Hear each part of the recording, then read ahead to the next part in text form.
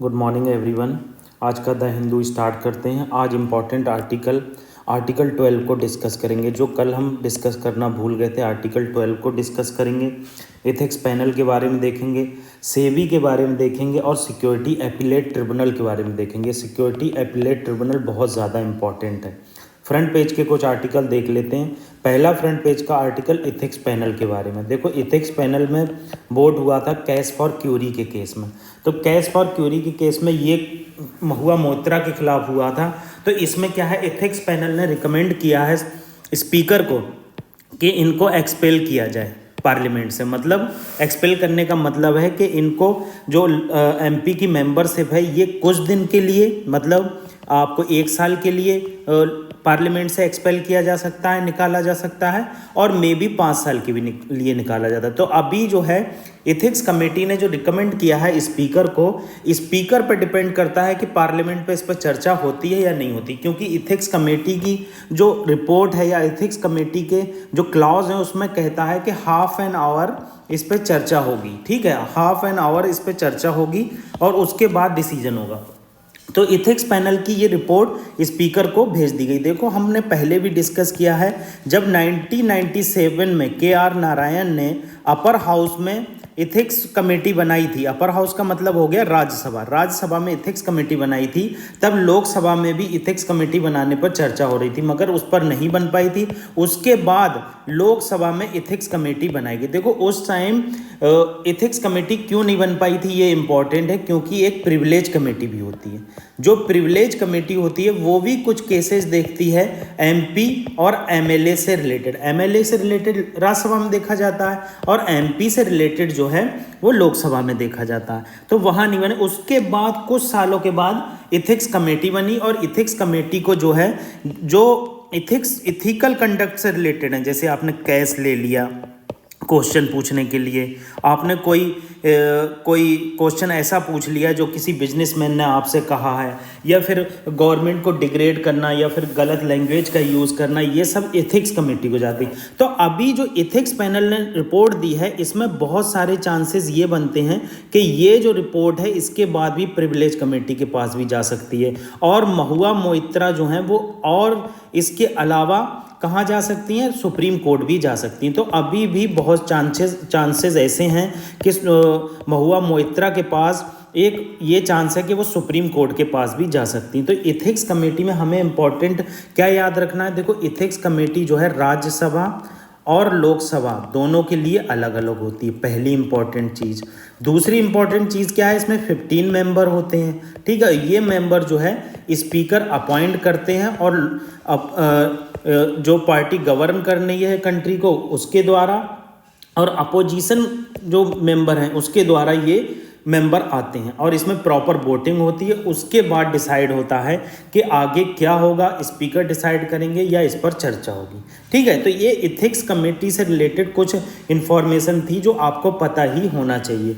अब आगे आप देखिए, बिहार में क्या हुआ है, जो सीलिंग रखी गई थी। देखो, सुप्रीम कोर्ट ने 1992 में AK साहनी जजमेंट दिया था। AK साहनी केस मुझे याद नहीं आ रहा, गलत भी हो सकता है, मगर मुझे AK साहनी ही याद आ रहा।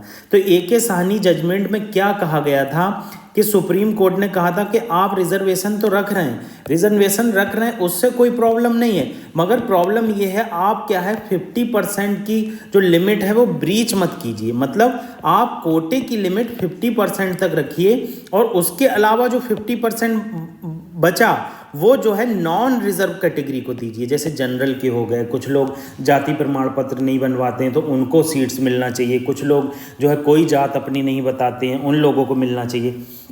तो यहाँ पर एक बात बताई गई कि 50% की लिमिट आपको ब्रीच नहीं करना, मगर सुप्रीम कोर्ट ने एक क्लॉज ये भी रख दिया कि एक्स्ट्रा ऑर्डिनरी सर्कमस्टांसेस में 50% की जो लिमिट है वो ब्रीच की जा सकती है। तो ये चीज़ यहाँ पर इम्पॉर्टेंट है। तो यहाँ पर AK साहनी जजमेंट बहुत ज़्यादा चर्चा में है, तो आपको पता होना चाहिए AK साहनी जजमेंट 1992 में आया था, और इसमें सुप्रीम कोर्ट ने क्या क्या कहा था। देखो, सुप्रीम कोर्ट की जो AK साहनी जजमेंट है ये बहुत इंपॉर्टेंट है, आपको इसके बारे में में पता ही होना चाहिए। अब बिहार ने क्या किया है, बिहार ने 65% की लिमिट, जो 50% की लिमिट है वो ब्रीच कर दी है। इसमें ओबीसी आएंगे, SC ST और इकोनॉमिक वीकर सेक्शन को भी प्रावधान दिया गया है एक्सट्रीमली। ये जनरल से नहीं होंगे economic weaker section.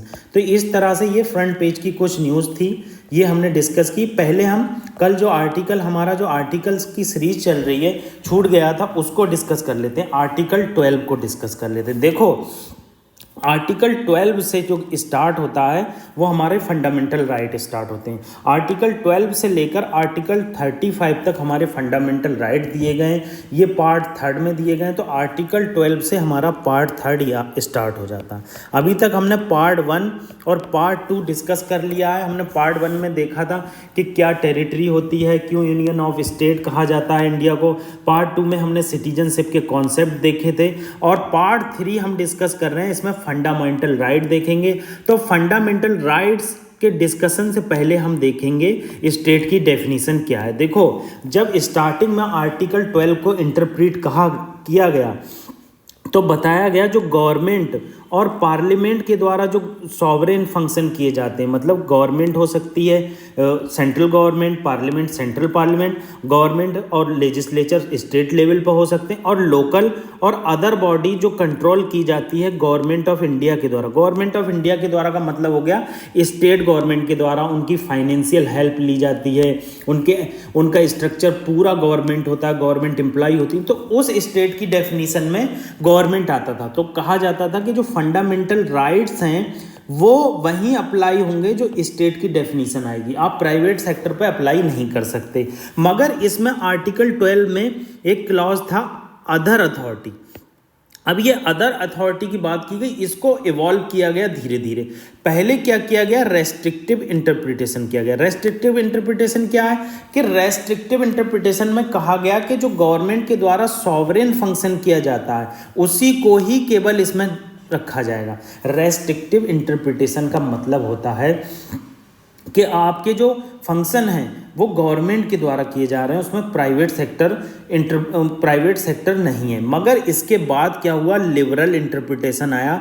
Liberal interpretation में कहा गया जो ग्रेव पब्लिक इंपॉर्टेंस है, मतलब जो चीज़ें पब्लिक इंपॉर्टेंस से रिलेटेड हैं उनको हम जो है द स्टेट, मतलब स्टेट की डेफिनेशन में रखेंगे। देखो इलेक्ट्रिसिटी बोर्ड, देखो इलेक्ट्रिसिटी बोर्ड होता है, इसमें बहुत सारे प्राइवेट मेंबर होते हैं, ONGC, IFC। तो इसको भी क्या किया गया, स्टेट की डेफिनेशन में रखा गया। और फंडामेंटल राइट अगर ये लोग ब्रीच करते हैं किसी तरह से तो इनके खिलाफ संज्ञान लिया जाएगा। उसके बाद RD सेठी और airport authority of India case बहुत इंपॉर्टेंट है। इसमें PN भगवती जो हमारे जज थे, जस्टिस PN भगवती ने 5 पॉइंट दिए। अगर ये 5 पॉइंट में से कोई भी पॉइंट अगर मिलता है तो वो स्टेट की डेफिनेशन में आएगा, और जब स्टेट की डेफिनेशन में आएगा तो फंडामेंटल राइट इंप्लीमेंट किए जाएंगे। फंडामेंटल राइट इंप्लीमेंट करने का मतलब है आप पर वो जो फंडामेंटल राइट के इंडिविजुअल को राइट दिए गए हैं वो इंप्लीमेंट करना कंपलसरी हो जाएंगे। तो इसमें 5 पॉइंट क्या दिए गए। पहला पॉइंट देखो आप पढ़ लो, financial resources of state where is state is a chief funding source, the entire share capital is held by government. मतलब पहला पॉइंट क्या हो गया कि पूरी कैपिटल जो है गवर्नमेंट के द्वारा हैंड की जाती हो, फाइनेंशियल रिसोर्स गवर्नमेंट के द्वारा हैंड किए जाते हों, उस केस में ये स्टेट की डेफिनेशन में आएगा।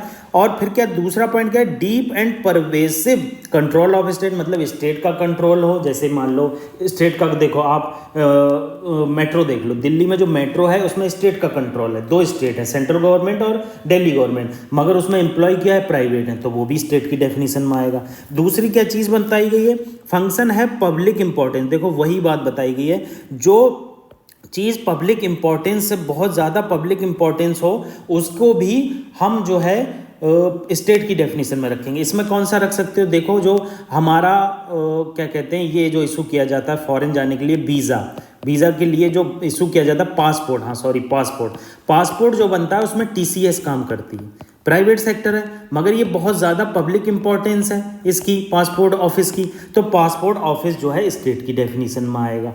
इस तरह से ये पॉइंट बताया गया। अगला पॉइंट क्या बताया, डिपार्टमेंट, कोई गवर्नमेंट का डिपार्टमेंट है वो आपने कॉरपोरेशन को ट्रांसफर कर दिया, जैसे airport authority of India, airport authority of India यानी एयर इंडिया का डिपार्टमेंट पूरा ट्रांसफर कर दिया गया, वो स्टेट की डेफिनेशन में आया। कोई मोनोपोली स्टेटस है, कोई भी कंपनी है, जैसे मान लो कोई टेलीकॉम सेक्टर है, एज्यूम कर लो जियो केबल इंडिया में पाई जाती है और जियो की जो है स्टेट ने कहा ये जो है मोनोपोली है इसकी, जब मोनोपोली कह दिया जाएगा तो उसको भी स्टेट की डेफिनेशन में रखा जाएगा। तो इस तरह से स्टेट की डेफिनेशन में बहुत सारी चीज़ें आती हैं।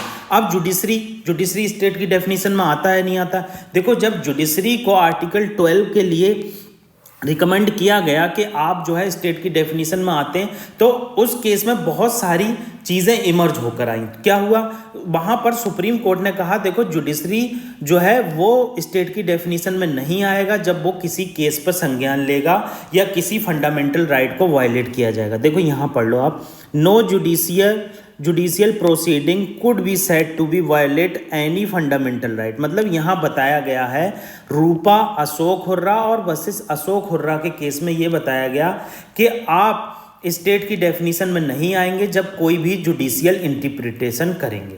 इंपॉर्टेंट है ये पॉइंट, मतलब आप जुडिशियल इंटरप्रिटेशन करते समय स्टेट की डेफिनेशन में नहीं आएंगे, मगर जब आप एडमिनिस्ट्रेटिव और सिमिलर फंक्शन करेंगे, मतलब कोई एग्जाम कंडक्ट कराएगी हाई कोर्ट, लोअर कोर्ट या कोई भी चीज़ ऐसी कराएगी, तो उस केस में आप स्टेट की डेफिनेशन में आएंगे। तो ये इस तरह से हमने आर्टिकल 12 डिस्कस किया। इसमें आप ये केस हमेशा आपकी नज़र में रहेगा, रूपा हुर्रा वर्सेस अशोक हुर्रा। ये क्यों नज़र में आएगा, क्योंकि शायद इस पर यूपीएससी ने क्वेश्चन भी पूछा है, मगर 2002 का एक केस भी है कि रिव्यू पिटीशन के बाद क्या आप कोई और पिटीशन सुप्रीम कोर्ट में डाल सकते हो। देखो कोई केस हुआ, मान लो रामू ने एक केस किया और उस केस में कुछ नहीं हुआ, उसके खिलाफ सजा हो गई, फिर रामू ने क्या किया, रिव्यू पिटीशन डाली सुप्रीम कोर्ट ने रिव्यू पिटीशन में संज्ञान लिया, फिर से उस पर सजा हो गई। फिर रिव्यू पिटीशन के बाद जो क्यूरेटिव पिटीशन आई, क्यूरेटिव पिटीशन इसलिए आती है कि कहीं कोई हमसे गलती तो नहीं हो गई। इस केस में केवल ओरल हियरिंग होती है, कोई भी यहाँ पर ऐसी बैठक नहीं होती, केवल ऑफिस में जो है केस सुना जाता है। तो क्यूरेटिव पिटीशन आई, ये क्यूरेटिव पिटीशन जो है अशोक हुर्रा के केस में आई, रूपा हुर्रा वर्सेस अशोक हुर्रा के केस में। तो ये जो इम्पॉर्टेंट आर्टिकल 12 था आपको अच्छे से पता होना चाहिए। अगला आर्टिकल हम डिस्कस कर लेते हैं। अगला आर्टिकल स्मॉल फाइनेंस बैंक के बारे में। देखो स्मॉल फाइनेंस बैंक और ये क्या कहते हैं, अदर जो बैंक होती है पेमेंट बैंक, ये बहुत ज़्यादा चर्चा में रहती हैं। आपको पता होना चाहिए स्मॉल फाइनेंस बैंक क्या चीज़ है। देखो रिसेंटली क्या हुआ, कॉन्टेक्स्ट क्या है, स्मॉल फाइनेंस बैंक एयू जो है वो फिनकेयर एसबीएफ से मर्ज होने की बात चल रही है। तो हमारे लिए इंपॉर्टेंट क्या है, स्मॉल फाइनेंस बैंक क्या होती है। देखो ये फाइनेंस बैंक एज अ निस बैंक की तरह वर्क करती है। निस बैंक क्या होती है, मतलब ये अपना जो एरिया है उस जगह पर भी फैलाती हैं जहां पर बैंकिंग सिस्टम नहीं होता है, ठीक है। मतलब एक तरह से फाइनेंशियल इंक्लूजन का काम करती हैं। अब इसको प्रमोट किसके द्वारा किया जाता है, मतलब इसके प्रमोटर कौन होंगे, प्रमोटर उन्हें बोलते हैं जो पैसा लगाते हैं। ये कोई इंडिविजुअल हो सकता है, कॉरपोरेट हो सकता है, ट्रस्ट हो सकता है और सोसाइटी हो सकती है। आप कभी भी ये सोच लें कि ट्रस्ट नहीं होगा, गलत हो जाएगा। ये यूपीएससी ऐसे क्वेश्चन बहुत डालती है कि स्मॉल फाइनेंस बैंक ट्रस्ट के द्वारा नहीं बनाया जा सकता, क्योंकि ट्रस्ट जो है पब्लिक वेलफेयर में काम करता है और स्मॉल फाइनेंस बैंक जो है पब्लिक वेलफेयर में काम नहीं करती, वो प्रॉफिट ओरिएंटेड होती है। वहीं आपका ऑप्शन गलत हो जाएगा, कंफ्यूज कर देगा यूपीएससी। आप कहोगे बात तो सही है, ट्रस्ट जो है प्रॉफिट ओरिएंटेड नहीं होता, मगर ऐसा कुछ नहीं है। स्मॉल फाइनेंस बैंक ट्रस्ट और सोसाइटी दोनों के द्वारा बनाए जा सकते हैं। ये 2 पॉइंट आप याद रखना, ठीक है। अगला पॉइंट क्या बताया गया है, अगला पॉइंट आप देख लो, ये गवर्न किया जाता है, मतलब इस पर जो एक्ट लगते हैं वो आरबीआई एक्ट 1934 लगता है, बैंकिंग रेगुलेशन एक्ट 1949 लगता है और अदर रिलीवेंट एक्ट हैं वो भी इस पर लगते हैं। ये जो स्मॉल फाइनेंस बैंक है as a public limited company stabilise होती है इन प्राइवेट सेक्टर और कंपनी एक्ट 2013 में रजिस्टर्ड होती है, ठीक है। ये डिपॉजिट भी एक्सेप्ट करती है और लैंडिंग भी एक्सेप्ट करती है। अभी हम देखेंगे पेमेंट बैंक और स्मॉल फाइनेंस बैंक में क्या डिफरेंस होता है, उसमें आपको कंफर्म हो जाएगा कि कितना डिपॉजिट इसके द्वारा लिया जाता है और कितनी लैंडिंग इसके द्वारा की जाती है और किस सेक्टर में की जाती है। ऑब्जेक्टिव क्या है इसका, मेन ऑब्जेक्टिव क्या है, मेन ऑब्जेक्टिव फाइनेंशियल इंक्लूजन है, ज़्यादा से ज़्यादा चीज़ों को फाइनेंशियली इंक्लूड करना और जो बैंकिंग सेक्टर या अनसर्व्ड हैं उनको सर्व करना। मतलब बहुत सारे रूरल एरिया होते हैं जहाँ पर बैंकिंग सुविधाएं नहीं होती, अर्बन एरिया भी बहुत सारे होते हैं जहाँ पर बैंक बहुत दूर दूर तक नहीं होती है। तो ठीक है, और क्या दूसरा बताया गया कि स्मॉल और मार्जिनल फार्मर्स को, मतलब वही है कि फाइनेंशियल इंक्लूजन करना, अनऑर्गेनाइज सेक्टर को इंक्लूड करना, बहुत सारे एग्रीकल्चर सेक्टर को इंक्लूड करना, ये सब चीज़ें। ऑब्जेक्टिव हमने देख लिया। देखो ऑब्जेक्टिव क्या होता है, ऑब्जेक्टिव मैंने पहले भी आपको बताया, ऑब्जेक्टिव होता है कि मेन फंक्शन क्या है उसका, मतलब कि वो अचीव क्या करना चाहता है, उसका टारगेट क्या है, उसे ऑब्जेक्टिव्स कहते हैं। और फीचर क्या है, फीचर का मतलब होता है कि क्या क्या कौन कौन सी चीज़ उसमें इन्वॉल्व हो सकती है। फीचर्स का मतलब होता है कि आप क्या स्मॉल फाइनेंस बैंक से पैसे ले सकते हैं, कोई आदमी पैसे निकाल सकता है, ये सब फीचर्स हैं। तो फीचर्स में क्या है, फीचर्स आप देख लो, NBFC, माइक्रो फाइनेंस इंस्टीट्यूशन और लोकल एरिया बैंक जो है वो स्मॉल फाइनेंस बैंक को अप्लाई कर सकते हैं। मतलब स्मॉल फाइनेंस बैंक को बनाने के लिए उनके द्वारा अप्लाई किया जा सकता है। ठीक है, इसको कोई भी एरिया में रेस्ट्रिक्ट नहीं किया जाता है, सब जगह इसको स्टेबलाइज किया जा सकता है। ये इंपॉर्टेंट पॉइंट आ गया। जो स्मॉल फाइनेंस बैंक का क्रेडिट है उसमें से नेट क्रेडिट का 75% जो है प्रियोरिटी सेक्टर लैंडिंग में होता है। देखो प्रियोरिटी सेक्टर लैंडिंग वो एरियाज़ होते हैं जिसमें गवर्नमेंट क्या करती है, सबसे पहले पैसा देती है, क्योंकि वो इकोनॉमी के लिए प्रियोरिटी होती हैं और हमारे सिटीजन के लिए प्रियोरिटी होती है। जैसे एग्रीकल्चर सेक्टर हो गया, MSME हो गया, MSME बहुत इंपॉर्टेंट सेक्टर है। तो गवर्नमेंट क्या करती है, ये RBI के थ्रू प्रियोरिटी सेक्टर को बदलती रहती है। ऐसा नहीं है प्रियोरिटी सेक्टर जो है हमेशा एक से रहते हैं, मगर आपको मेजर प्रायोरिटी सेक्टर पता होना ही चाहिए।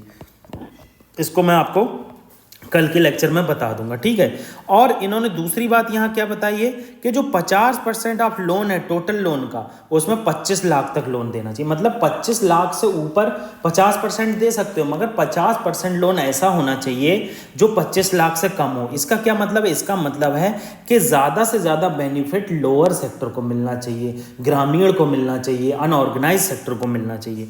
अब देखो इसकी जो एटलीस्ट कैपिटल है इसको स्टेबलाइज करने के लिए 200 करोड़ की होना चाहिए। देखो अभी तक हम लोग ये पढ़ते हुए आए थे 100 करोड़, मगर ये अब लिमिट बढ़ा दी गई है। ये आपको एक बार न्यूज़ में डिस्कस करना है कि स्मॉल फाइनेंस की एटलीस्ट कैपिटल कितनी होना चाहिए। आप यहाँ पर एक चीज़ और देख लीजिए, अक्सर बच्चों को कन्फ्यूज़न होता है नेट का। देखो नेट जब भी आएगा तो उसमें से कुछ ना कुछ माइनस होगा, तो नेट क्रेडिट वर्ड यूज़ किया है। तो नेट क्रेडिट वर्ड का क्या मतलब है, नेट का मतलब होता है कि आप जो है कुछ ना कुछ माइनस कर रहे हैं। नेट क्रेडिट का मतलब हो गया आपने जो खर्चा किया उसको माइनस करके जितना पैसा बचा उसमें से 75% आप प्रियोरिटी सेक्टर को दे देंगे, और लोन जो है वो 50% 25 लाख तक होना चाहिए, और कैपिटल जो है 200 करोड़ का होना चाहिए इस बैंक को स्टेबलाइज करने के लिए। और जिस प्रमोटर को ये स्मॉल फाइनेंस बैंक बनाना है उसको 10 साल का एक्सपीरियंस होना चाहिए बैंकिंग एंड फाइनेंस सेक्टर में, और फॉरेन शेयर होल्डिंग अलाउ है। इसमें कन्फ्यूज़न हो जाता है। यूपीएससी कहती है स्मॉल फाइनेंस बैंक जो है वो एग्रीकल्चर और माइक्रो सेक्टर को डेवलप करने के लिए जो हमारी इकोनॉमी के बहुत इंपॉर्टेंट सेक्टर हैं, इसीलिए इसमें फॉरेन शेयर होल्डर को अलाउ नहीं है। वहीं गलत हो जाएगा आपका ऑप्शन, क्योंकि फॉरेन शेयर होल्डिंग इसमें अलाउ होती है। आपको ये याद रखना है, जो FDI के नॉर्म्स होते हैं जो बदलते रहते हैं हमारी गवर्नमेंट ऑफ इंडिया के द्वारा, उसके अकॉर्डिंग जो है इसमें क्या कहते हैं फॉरेन शेयर होल्डिंग अलाउ होती है। अब पेमेंट बैंक और स्मॉल फाइनेंस बैंक में आप देख लो, देखो पेमेंट बैंक भी डिपॉजिट एक्सेप्ट करती है मगर ये 1 लाख तक करती है। इसमें क्या है, कोई एनी लिमिट नहीं है, कोई भी अमाउंट हो सकती है। देखो कितना इंपॉर्टेंट पॉइंट है। मतलब पेमेंट बैंक जो होती है वो 1 लाख तक।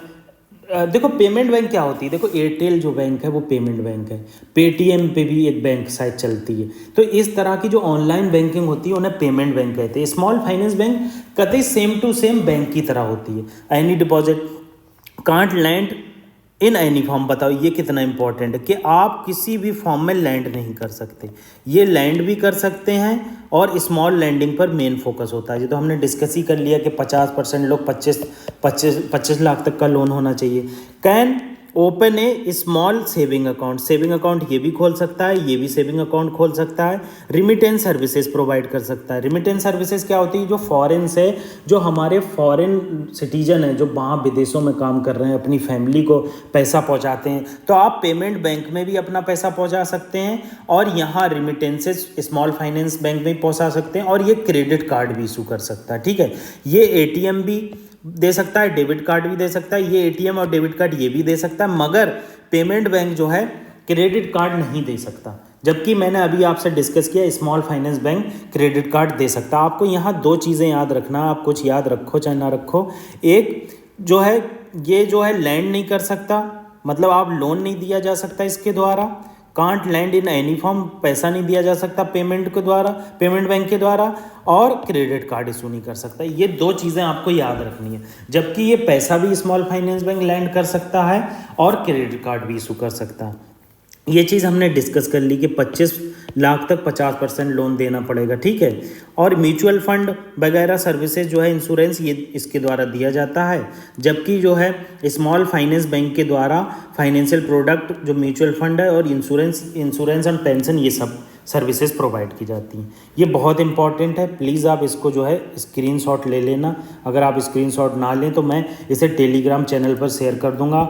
आपसे मैं फिर से कह रहा हूँ, अगर आपको कोई भी प्रॉब्लम है तो आप हमारे टेलीग्राम चैनल पर डायरेक्ट मैसेज कीजिए। अगर आपको कोई भी प्रॉब्लम होगी तो हम आपको डीएम करेंगे, मतलब डायरेक्ट मैसेज करेंगे। और आप हमारे चैनल को ज़्यादा से ज़्यादा लाइक कीजिए और प्लीज़ शेयर कीजिए ताकि लोगों तक हम पहुँच सकें। अगला आर्टिकल जो रिलेटेड है वो सिक्योरिटी अपीलेट ट्रिब्यूनल से रिलेटेड है। देखो क्या हुआ है, जो जी ने क्या कहा था कि हम जो है मर्जर करेंगे सोनी से अपनी जी इंटरप्राइजेस को। तो क्या हुआ, 2021 से ये क्राइसिस चल रहा है। तो जो गोयनका जी थे, गोयनका को सुभाष चंद्रा हैं, ये देखो जी इंटरप्राइजेस के मालिक हैं, इनके बीच में बहुत ज़्यादा बाढ़ चल रही थी और ये पोजीशन जो लिए हुए थे इससे इन्हें हटा दिया गया था सेबी के द्वारा। तो सेबी की जो वर्डिक्ट आई उसको क्वेश कर दिया गया, मतलब उसको ख़त्म कर दिया गया सिक्योरिटी अपीलेट ट्रिब्यूनल के द्वारा। और अपीलेट ट्रिब्यूनल ने कहा कि गोयनका जी की जो पोजीशन है उसको आप नहीं हटा सकते। ठीक है, तो हमारे लिए इम्पॉर्टेंट है सिक्योरिटी अपीलेट ट्रिब्यूनल। ये जो सिक्योरिटी अपीलेट ट्रिब्यूनल है ये बनाया गया है सेबी एक्ट 1992 की हेल्प लेकर, एज अ स्टैट्यूटरी बॉडी है। ठीक है, इसका हेडक्वार्टर मुंबई में लोकेटेड है। इसमें जो सिक्योरिटी अपीलेट ट्रिब्यूनल है इसमें जो है प्रिसाइडिंग ऑफिसर होता है और 2 मेंबर होता है। प्रिसाइडिंग ऑफिसर जो सेट का अपॉइंट किया जाता है वो सेंट्रल गवर्नमेंट के द्वारा अपॉइंट किया जाता है। इसमें कंसल्टेशन किया जाता है chief justice of India and his nominee. ये इंपॉर्टेंट है क्योंकि यहाँ पर आप अपोजिशन पार्टी आ जाएगा, कंसल्ट किया जाता तो आप सही कर दोगे, नहीं, यहाँ पर चीफ जस्टिस ऑफ इंडिया से कंसल्ट किया जाता। पावर क्या होती है इसके पास? सिविल कोर्ट की पावर होती है। सिविल कोर्ट की पावर का क्या मतलब है? आप किसी को सम्मन कर सकते हैं, आप किसी को बुला सकते हैं, कोई डॉक्यूमेंट मांग सकते हैं। इस तरह की पावर को सिविल कोर्ट की पावर कहा जा सकता है। मगर अगर आप सेट के डिसीजन से सेटिस्फाई नहीं है, मान लो अब यहाँ पर जी इंटरप्राइजेस के मालिक जो हैं सुभाष चंद्रा, वो सेटिस्फाई नहीं है, उन्होंने कहा गोयनका को ये गलत डिसीजन दिया, वो सुप्रीम कोर्ट में जा सकते हैं। यहाँ हाई कोर्ट नहीं आ रहा। आपको ये क्रॉस चेक करना बहुत ज़रूरी है, यार यहाँ हाई कोर्ट तो आ ही नहीं रहा है, ये हमें लिख लेना चाहिए। हाई कोर्ट नहीं आ रहा तो ये इंपॉर्टेंट हो गया।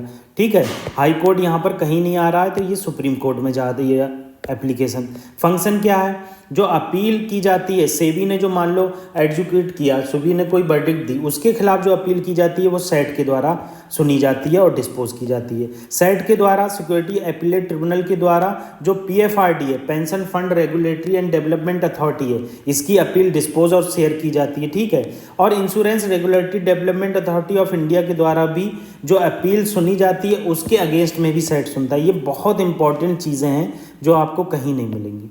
ये बहुत इंपॉर्टेंट है क्योंकि कभी कभी यूपीएससी इस टाइप के क्वेश्चन डालता है। आप कहोगे ये तो सेबी के एक्ट के सुनती है, बाकी पीएफआरडी और इंश्योरेंस रेगुलेटरी डेवलपमेंट अथॉरिटी का तो नहीं सुनती है। अब सेबी के बारे में थोड़ा सा डिस्कस कर लेते हैं। देखो, सेबी एक स्टैट्यूटरी बॉडी है जिसे बनाया गया था सेबी एक्ट 1992 से। इनिशियली ये नॉन स्टैट्यूटरी बॉडी थी क्योंकि 1988 में इसे एज ए अटैच ऑफिस के लिए बनाया गया था, कैपिटल मार्केट के रेगुलेटर के लिए। कैपिटल मार्केट का रेगुलेटर का क्या मतलब? देखो, कैपिटल मार्केट क्या होती है? जिसमें लॉन्ग टर्म इन्वेस्टमेंट किया जाता है। जैसे मान लो कोई सिक्योरिटी हो गई। पहले आप ये समझ लीजिए सिक्योरिटी क्या होती है। देखो, ये कागज़ है, ये गवर्नमेंट है और गवर्नमेंट ने ये कागज़ इशू किया कि आप हमें 5,000 का लोन दीजिए, आपको 10 सालों के बाद हम 6,000 रुपये दे देंगे। तो आप ये सिक्योरिटी खरीद लेते हैं और गवर्नमेंट को ये 6,000 रुपये दे देते हैं। 10 सालों के बाद गवर्नमेंट 6,000 रुपये आपको दे देती है और ये सिक्योरिटी गवर्नमेंट वापस ले लेती है। इस तरह से ये सिक्योरिटी होती है। इसी खाली कागज़ को हम सिक्योरिटी कहते हैं। खाली कागज़ तो नहीं कह सकते, इसमें बहुत सारे एफिडेविट वगैरह बनाए जाते हैं, गवर्नमेंट एश्योरेंस देती है। तो इस तरह से हम एक बेसिक चीज़ डिस्कस की कि सिक्योरिटी क्या होती है। और कैपिटल मार्केट क्या होती है? कैपिटल मार्केट पूरी इसी पे चलती है कि डेट और इक्विटी पर। मतलब इक्विटी का क्या मतलब है? देखो, इक्विटी का मतलब होता है आप किसी भी कंपनी को अगर लोन दे रहे हैं, मान लो रामू ने लोन दिया टाटा को, तो टाटा को अगर वो इक्विटी की फॉर्म में लोन दे रहा है तो रामू का कुछ ना कुछ टाटा की कंपनी में शेयर हो जाएगा। शेयर होने का मतलब है कि आपका अगर शेयर हो गया तो आप टाटा कंपनी में जो घटाव होगा वो भी आपको झेलना पड़ेगा, जो बढ़ाव होगा वो भी आपको झेलना पड़ेगा। इसका मतलब ये हुआ कि आपको दोनों चीज़ें यहाँ पर झेलना पड़ेंगी, ठीक है। और दूसरी बात क्या हो गई, और अगर आप डेट देते हैं, डेट का मतलब हो गया कि आपको घटाव बढ़ाव से कोई मतलब नहीं है। आपको केवल आपने कहा कि आपको 2 साल बाद हम 5,000 रुपये की बदले 5,500 रुपये दे देंगे, आपको कोई मतलब नहीं गवर्नमेंट में क्या हो रहा है, तो उसे इक्विटी नहीं कहते हैं, डेट कहते हैं। तो इस तरह से यहाँ इंपॉर्टेंट चीज़ क्या है कि सेबी पहले एक नॉन स्टैट्यूटरी बॉडी थी, उसे बाद में स्टैट्यूटरी बॉडी बनाया गया, ठीक है। इसका हेडक्वार्टर मुंबई में है, जिस तरह से सेट का हेडक्वार्टर मुंबई में है, और रीजनल ऑफिसेज इसके बहुत सारे, अहमदाबाद, कलकत्ता, चेन्नई, दिल्ली। कंपोजिशन क्या है इसमें? देखो, चेयरमैन होता है और 8 मेंबर होते हैं। इसको भी सेंट्रल गवर्नमेंट के द्वारा अपॉइंट किया जाता है एक्ट के थ्रू, और ये एक बहुत सारी कमेटी भी बनाता है, जैसे सेट जो है सेबी एक्ट से निकलती है। फंक्शन क्या है? ये रेगुलेट करता है सिक्योरिटी मार्केट को, और जो है ये जो हमारे जो इन्वेस्टर हैं उनके इंटरेस्ट को प्रोटेक्ट करता है। इंटरेस्ट को कैसे प्रोटेक्ट किया जाता है ये चीज़ आप सोचते ही नहीं होंगे। इंटरेस्ट को ऐसे प्रोटेक्ट किया जाता है, मान लो मैं शेयर मार्केट में पैसा लगा रहा हूँ, ये रहीम है, रहीम ने शेयर मार्केट में पैसा लगाया, और गवर्नमेंट का कोई बहुत, मिनिस्ट्री ऑफ फाइनेंस का बहुत इंपॉर्टेंट बंदा है, उसने कह दिया कि शेयर जो है वो आज गिरने वाला है, तो अदर इन्वेस्टर को तो पता ही नहीं है, मगर रहीम को पता है, रहीम अपना पैसा निकाल लेगा। अब क्या करेगी? इसका प्रोटेक्ट करने का क्या मतलब है? प्रोटेक्ट करने का मतलब है कि आप रहीम पर केस चलाया जाएगा सेबी के द्वारा। आपने कैसे पता किया, आपने कैसे सब किया, तो इस तरह से ये इंटरेस्ट जो है प्रोटेक्ट किए जाते हैं सेबी के द्वारा, ठीक है। प्रमोट करता है सिक्योरिटी मार्केट को, सिक्योरिटी और tradable finance use to raise capital. Capital को रेज कैसे किया जाता है प्राइवेट मार्केट में, ये बताता है। और 3 टाइप की यहाँ देखो सिक्योरिटी भी बताई गई है, वो 3 टाइप की होती हैं। पहला टाइप होता है इक्विटी, मैंने आपको बता दिया, ये ओनरशिप देता है आपको उसमें कंपनी में। डेट में आपको ओनरशिप से कोई मतलब नहीं है, आपको लोन दे दिया, आप शांति से घर बैठे रहिए, आपको लोन का कुछ फॉर्म आपको मिल जाएगा। हाइब्रिड क्या होता है? हाइब्रिड में दोनों होता है, इक्विटी और डेट दोनों होता है। तो इस तरह से ये चीज़ें बताई गई। आगे क्या बताया गया? आगे बताया गया सेबी जो है वो quasi legislative, quasi judicial and quasi executive body है। मतलब क्वासी का मतलब हो गया आप यहाँ पर लेजिस्लेशन बना सकते हैं, कोई भी रूल रेगुलेशन बनाया जा सकता है, जुडिशियल कोई भी वर्डिक्ट दे सकते हैं, और क्वासी एग्जीक्यूटिव कोई भी रूल को इम्प्लीमेंट किया जा सकता है, मतलब आप एज अ एग्जीक्यूटिव वर्क करते हैं, ठीक है। यही चीज़ यहाँ नीचे बताई गई है। तो आज हमने ये इंपॉर्टेंट आर्टिकल डिस्कस किए। आपको कोई प्रॉब्लम है, मैं अगेन कह रहा हूँ, आप हमारे टेलीग्राम चैनल पर संपर्क कीजिए, हम डायरेक्ट आपसे कांटेक्ट करेंगे। कोई भी प्रॉब्लम है प्रीलिम्स से रिलेटेड, मेंस से रिलेटेड, हम आपको उसके बारे में ज़रूर बताएंगे। आप हमारे चैनल को प्लीज़ शेयर ज़रूर कीजिए और सब्सक्राइब ज़रूर कीजिए। Thank you very much.